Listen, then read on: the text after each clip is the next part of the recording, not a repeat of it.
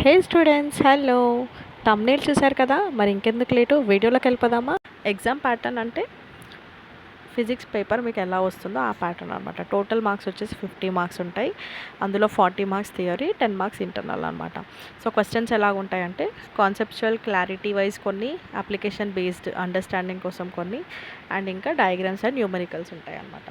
So ఇప్పుడు మనం chapter wise weightage and important topics చూద్దాం. So first and foremost electric current and electromagnetism, ఇవి high weightage ఉన్న chapters అనమాట.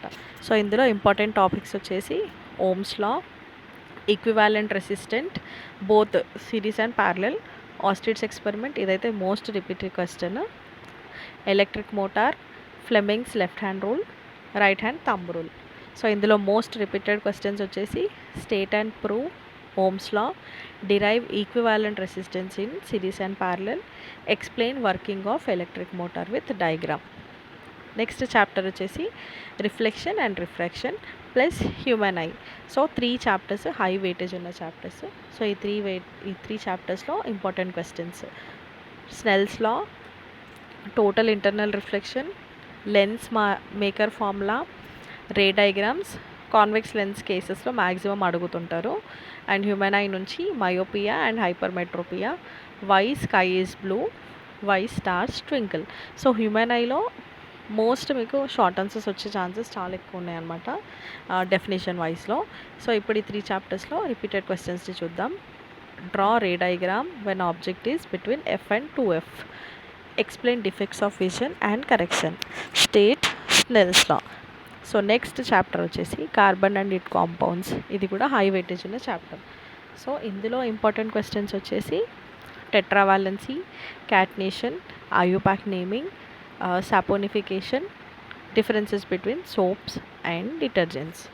సో ఇందులో repeated questions: explain unique property of carbon, difference between soap and detergent, write IUPAC names.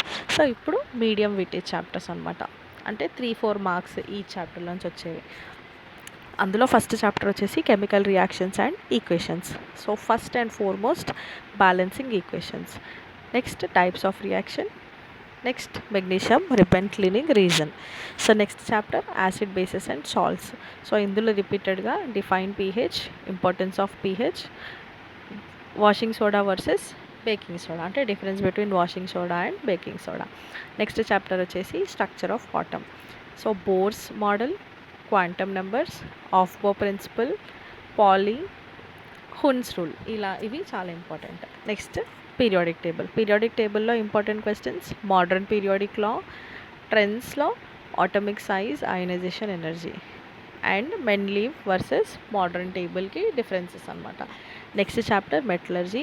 So ఇందులో అయితే maximum మీకు short answers వస్తాయి, and అలాగే కొన్నిసార్లు లాంగ్ ఆన్సర్స్ కూడా వస్తాయి అనమాట.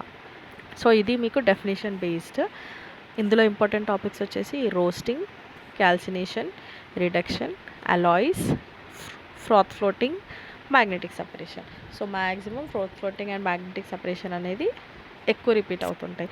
Next and last chapter chemical bonding, Lewis dot structures, ionic and covalent bond formation, properties of covalent compounds. So ఇవి వెయిటేజ్ని బట్టి ఇంపార్టెంట్ క్వశ్చన్స్ అనమాట. ఇంకా అన్ని చాప్టర్స్ని కలిపి మోస్ట్ రిపీటెడ్ క్వశ్చన్స్ ఇప్పటి వరకు ఉన్నాయి చూద్దాము. Derive Ohm's law, ray diagram for convex lens, explain myopia and correction, write difference between soap and detergent, balancing chemical equations, state modern periodic law, explain Oster's experiment, what is alloy, why magnesium ribbon is cleaned. ఇవి ఇప్పటివరకు most repeated questions. అసలు 30+ marks రావాలి అంటే కొన్ని exam tips ఉంటాయి, అవి చూడండి. వేసిన ప్రతి డయాగ్రామ్ నీట్గా ఉండాలి, దాంతోపాటు లేబుల్స్ అనేవి రాయాలి. నెక్స్ట్ అండర్లైన్ కీవర్డ్స్ ఏవైతే ఇంపార్టెంట్ వర్డ్స్ ఉంటాయో వాటిని అండర్లైన్ చేయాలి. And don't skip numericals, mathematical problems ఏవైతే న్యూమరికల్స్ ఉంటాయో మీకు అవి అస్సలు స్కిప్ చేయొద్దు. బ్యాలెన్స్ కెమికల్ ఈక్వేషన్స్ ప్రాపర్లీ, ఒకసారి ఈక్వేషన్ని బ్యాలెన్స్ చేసిన తర్వాత మళ్ళీ రీచెక్ చేసుకోండి. ఐయుపాక్ నేమ్స్ని ప్రాక్టీస్ చేయాలి. ఫార్ములాస్ అన్నీ ఒకసారి ఎగ్జామ్కి వెళ్ళే ముందు రివైజ్ చేసుకోండి. ఏవైతే మీకు వచ్చిన ఆన్సర్స్ ఉంటాయో అవి ఫస్ట్ అటెంప్ట్ చేయండి. అండ్ ఇంకొకటి, అటెంప్ట్ చేసేటప్పుడు section number and question number పర్ఫెక్ట్గా ఉండేలాగా చూసుకోండి. సో ఇప్పుడు మనం ఫాలో అవ్వాల్సిన స్ట్రాటజీ ఏంటి అంటే హై వెయిటేజ్ ఉన్న చాప్టర్స్ని ఫస్ట్ రివైజ్ చేసుకోవాలి అండ్ న్యూమరికల్స్ని ప్రాక్టీస్ చేయాలి. రీ డయాగ్రామ్స్ని ఒకసారి చూసుకోండి. ఇంపార్టెంట్ డెఫినేషన్స్ ఏమైతే ఉంటాయో అవి ఒకసారి చూసుకోండి. అండ్ 5 ఇయర్స్ ప్రీవియస్గా 5 ఇయర్స్ ఉన్న క్వశ్చన్ పేపర్స్ని సాల్వ్ చేయండి. సో ఇవి కనుక మీరు ఫాలో అవుతే మీకు ఫిజిక్స్లో ఖచ్చితంగా 30+ మార్క్స్ అనేది వస్తాయి. ఈ వీడియో మీకు నచ్చితే like, share and subscribe and thank you for watching.